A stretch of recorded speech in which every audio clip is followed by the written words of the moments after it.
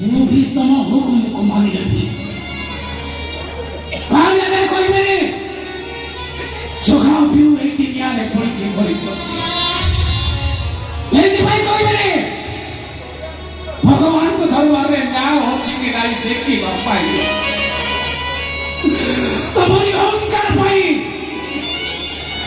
ଦିଟା ଲୋକକୁ ତମେ ନିଆଁରେ ପଡ଼ି ଜାଣି ପାଉଁଶ କରିଦେଲ।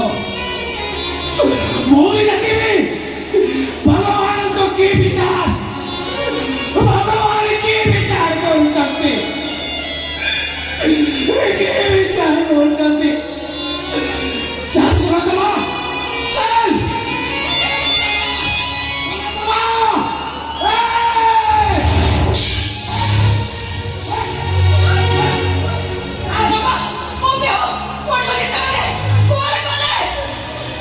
ସେମାନେ ଆଉ ନାହାନ୍ତି ସୁନା ଦେବା।